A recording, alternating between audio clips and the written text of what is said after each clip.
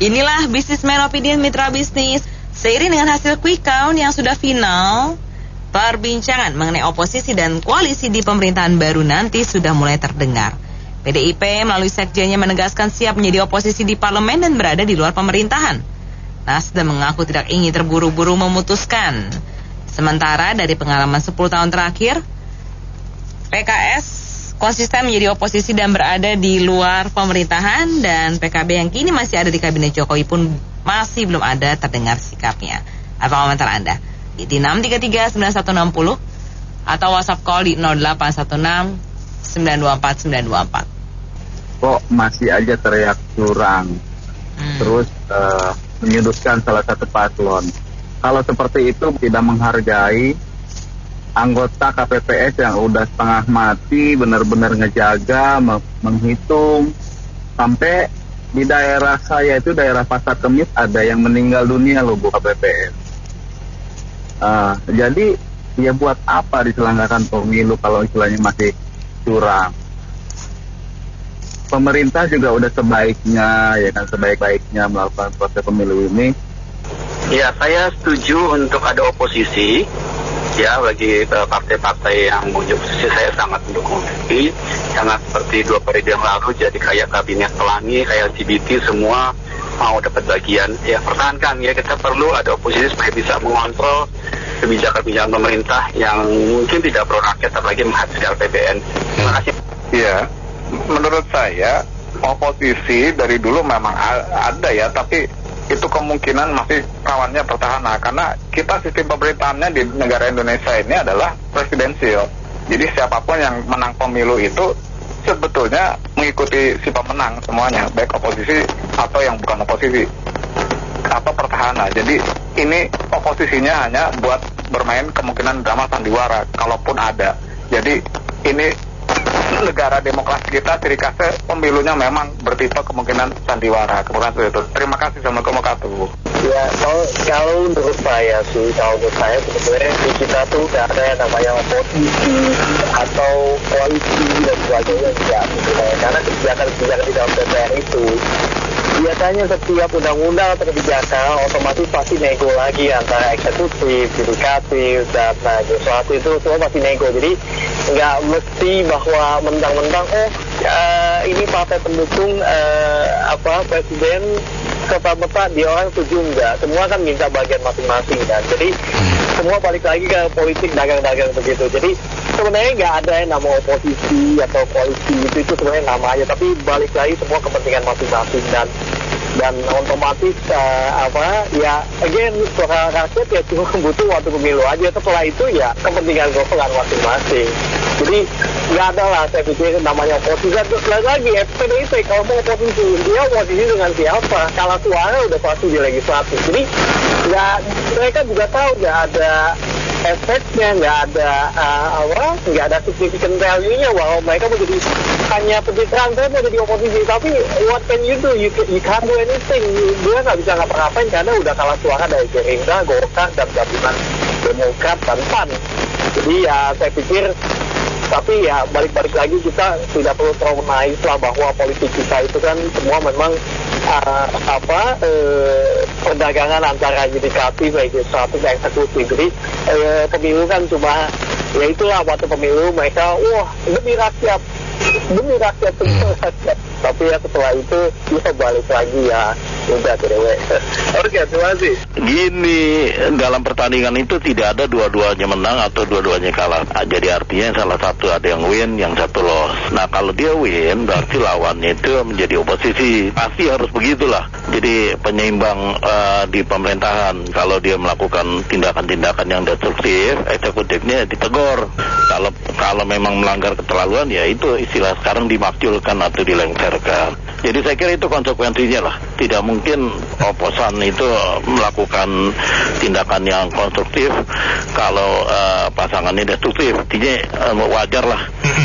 Cuma seringkali kan partai ini kayak Pak Prabowo dulu kan diangkat, dirangkul bukan jadi oposisi tapi teman kan oleh RI 1 kita Pak Jokowi. Jadi artinya saya kira siaplah menerima kenyataan realita kalau memang championnya si A dan si B yang harus menjadi oposisi. Saya kira demikian.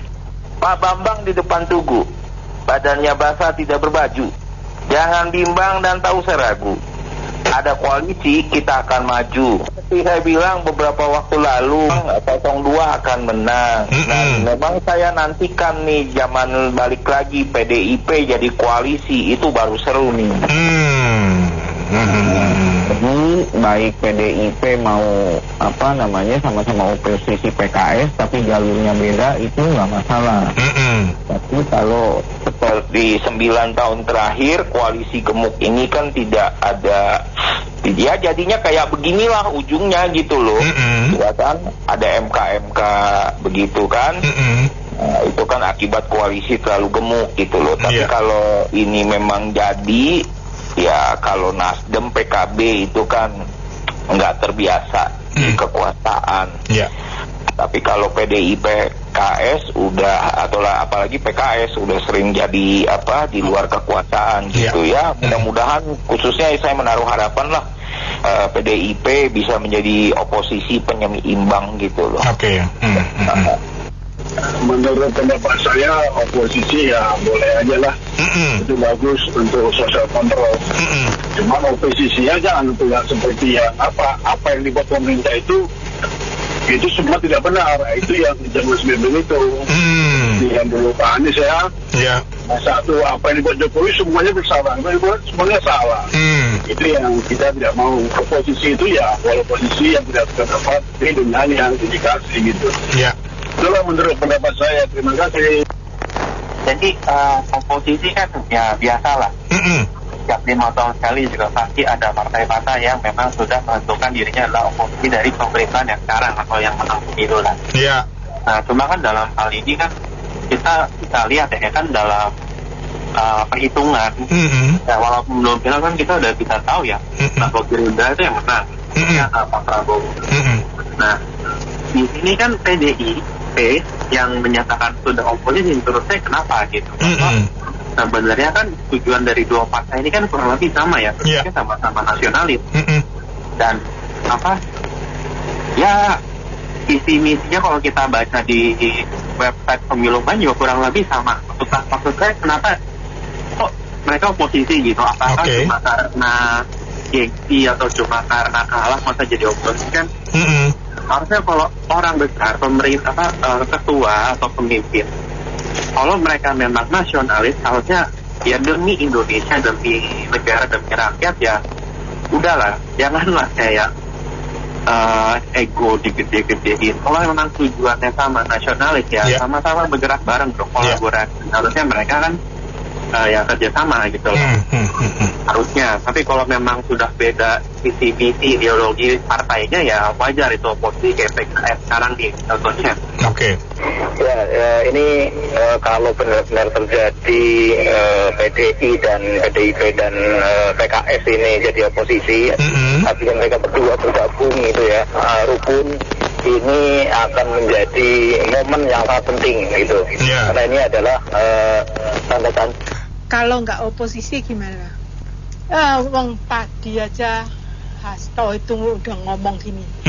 Demokrasi kita itu tidak mengenal oposisi yang sebenarnya, karena demokrasi kita itu presidensial. Bukankah PDIP memang mencela-mencele? Alah, nggak mungkin, karena kalau PDIP nggak ada power, terus satu lagi, emaknya marah-marah karena kalian tidak bisa memenangkan maksudnya di daerah kalian tidak bisa memenangkan Ganjar, calegnya tidak dilantik. Lah terus apa itu? Berarti apa? Sungguh nggak dilantik, jadi semuanya dibatalin PDIP. Jadi PDIP tidak bersuara, maksudnya tidak punya parlemen. Serius. Kata mereka nggak dilantik karena kamu tidak bisa memenangkan Ganjar di daerah situ. Maksudnya misalnya saya pemilihannya Solo. Karena saya tidak bisa memenangkan Solo, berarti kamu tidak dilantik. Ya, kayak gitu kira-kira. Oke. Nah, terus semuanya pada rame.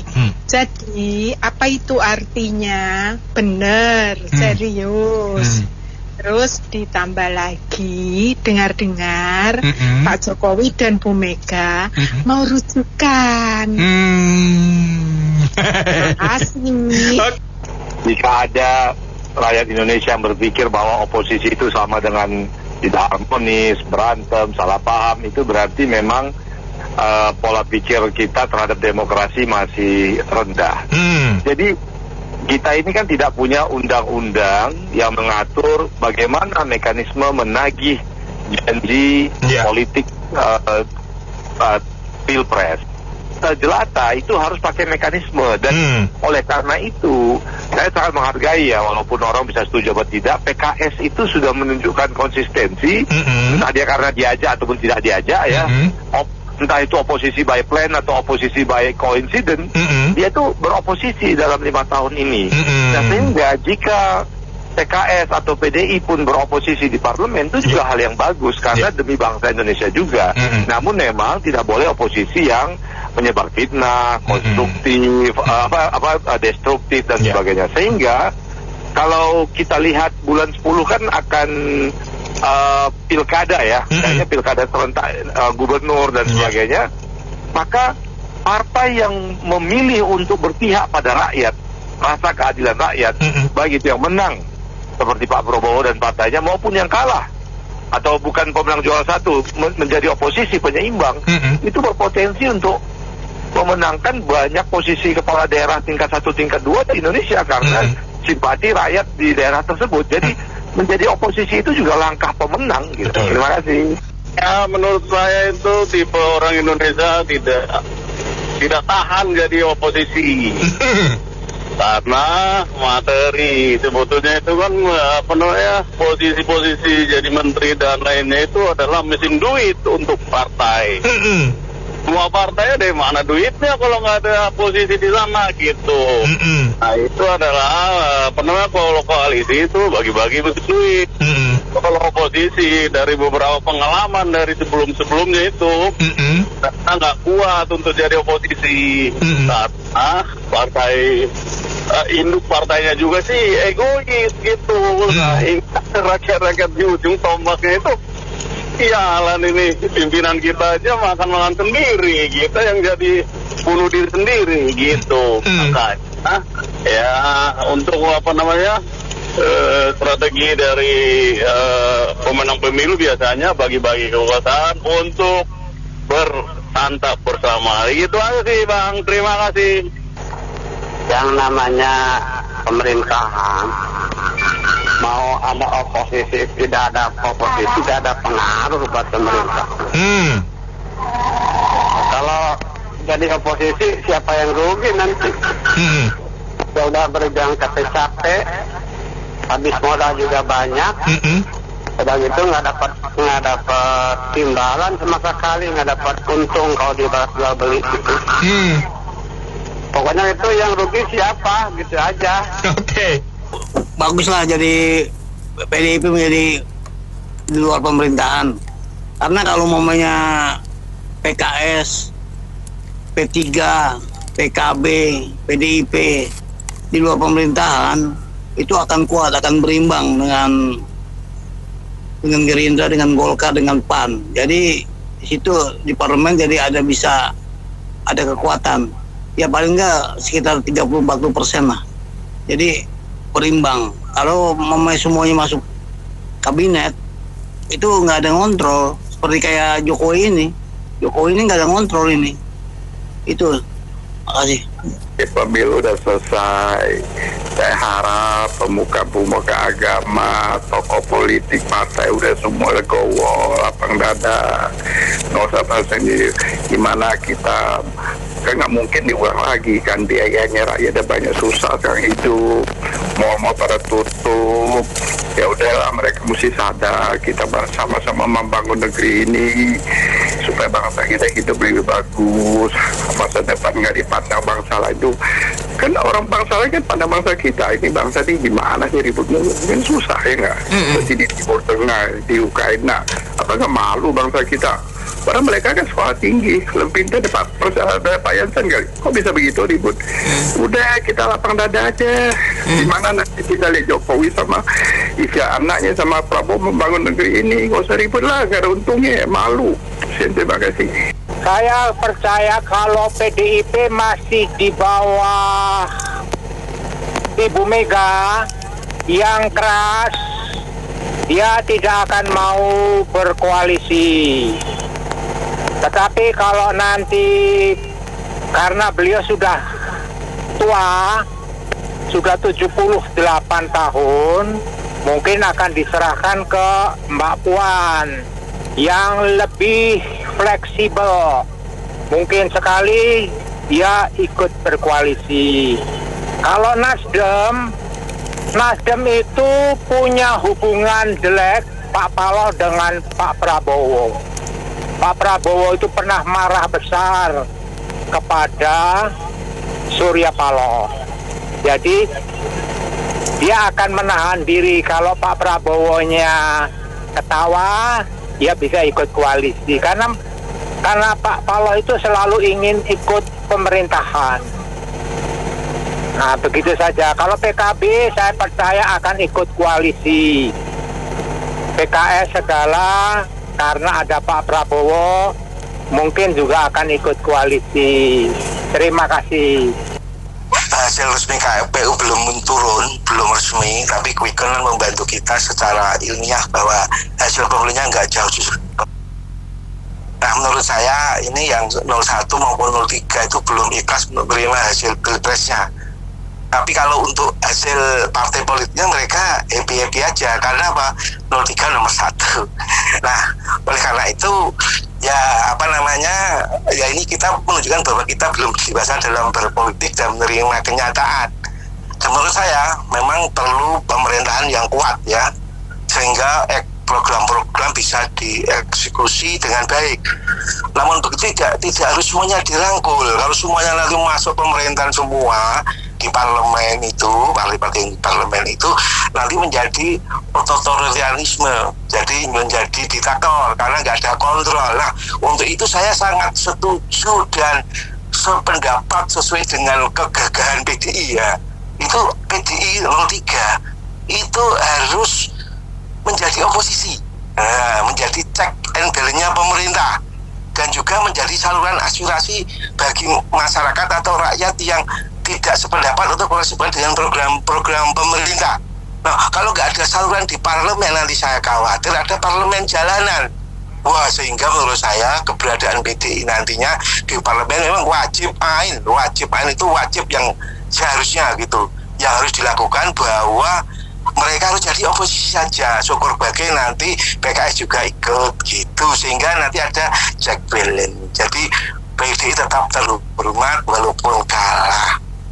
Ini kalau kita punya pengalaman SBY 2 periode kan, periode pertama oposisinya kuat sehingga korupsinya ada tapi sedikit. Begitu zaman Presiden Jokowi, periode pertama Jokowi kan bersih bagus kerjanya. Periode kedua karena oposisinya nggak ada, ya korupsinya itu merajalela karena sama-sama tahulah sana kotor, sini kotor, sini kotor, akhirnya kan sama-sama diem, nggak ada yang ngeritik. Yang ngeritik masyarakat, mahasiswa yang ngeritik. Makanya kedepannya harapan saya itu partai itu jangan semuanya di dalam, harus ada di luar. Daripada masyarakat yang demo di jalanan, lebih baik wakil DPR kita yang jadi oposisi memperingatkan kalau kelakuannya banyak korupsi. Terima kasih. Kalau menurut saya ya nggak apa-apa, kalau mau PDIP mau jadi oposisi.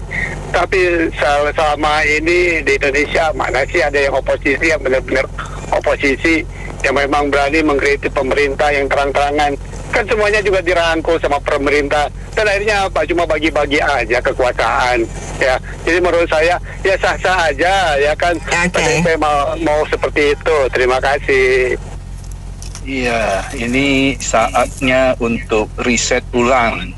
Menurut saya koalisi 03 atau 01 semua nggak ada yang permanen ya. Ini saatnya untuk mempertimbangkan kepentingan masing-masing. Jadi nggak ada yang itu ngomong selamanya ya. Itu bullshit. Sangat jelas kita bisa lihat Nasdem, kemudian nanti misalnya di 03 ada P3, menurut saya akan menempel ke kekuasaan. Jadi akan ditinggal sendiri PDIP di oposisi. Dan menurut saya itu bagus ya. Jangan mengekor kepada sesuatu yang crowded ya. Itu pasti banyak konflik yang akan terjadi. Jadi kedepannya harus melihat politik, melihat agak jauh ya, supaya jangan mempertimbangkan berada di kekuasaan semata. Memang itu basah ya, menggerakkan organisasi ya, tapi secara ideologi itu nggak benar, payah lah ya, kalah. Anda akan dicap sebagai pengekor ya, tidak punya prinsip. Saya mendukung PDI Perjuangan menjadi oposisi. Begitu, makasih. P3, PKB, PDIP di luar pemerintahan itu akan kuat, akan berimbang dengan Gerindra, dengan Golkar, dengan PAN. Jadi di situ di parlemen jadi bisa ada kekuatan. Ya paling enggak sekitar 30-40% lah. Jadi berimbang. Kalau semuanya masuk kabinet itu nggak ada ngontrol, seperti kayak Jokowi ini nggak ada ngontrol ini. Itu, makasih. Nasdem itu punya hubungan jelek Pak Paloh dengan Pak Prabowo. Pak Prabowo itu pernah marah besar kepada Surya Paloh. Jadi dia akan menahan diri. Kalau Pak Prabowo-nya ketawa, dia bisa ikut koalisi. Karena Pak Paloh itu selalu ingin ikut pemerintahan. Nah, begitu saja. Kalau PKB, saya percaya akan ikut koalisi. PKS segala, karena ada Pak Prabowo, mungkin juga akan ikut koalisi. Terima kasih. Kalau saya berpendapat proporsionalnya tetap harus dijaga ya Bu. Tetap harus ada yang di luar partai, koalisi. Juga sebagian pemenang yang baru masuk koalisi yang baru juga tetap solid dalam lingkungan dia sendiri. Artinya kan legitimasi dari legalitas Dewan DPR bagian legislasinya cukup berimbang gitu dilihat masyarakat. Terus masalah progres pekerjaannya juga kan menjadi year on year tersendiri dalam agenda partai masing-masing Bu. Apa peningkatan partai masing-masing itu kan menjadi agenda khusus tahunan. Untuk itu ada pertanggungjawaban presiden kan, ya maunya sih semuanya dibuka gitu pertanggungjawaban presiden, tapi kan nggak bisa, ini organisasi bergantung pada program kerja ketua partainya sendiri. Jadi masyarakat menilai ya PDI sah-sah aja kalau di luar, atau PKS di luar, atau Golkar di luar. Itu menjadi penyeimbang sebagian dari solusi yang akan ditetapkan sebagai keputusan.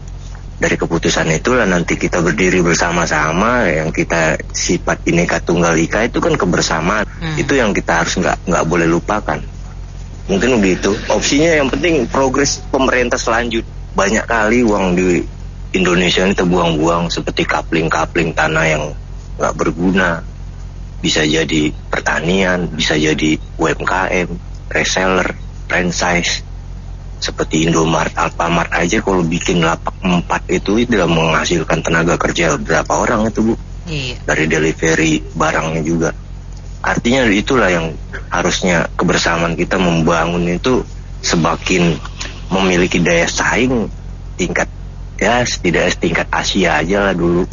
Kalau menurut saya dengan perolehan suara PDIP yang ada di belasan saat ini merupakan suatu hal di mana partai harus memperbaiki diri, itu aja sih, ya kan.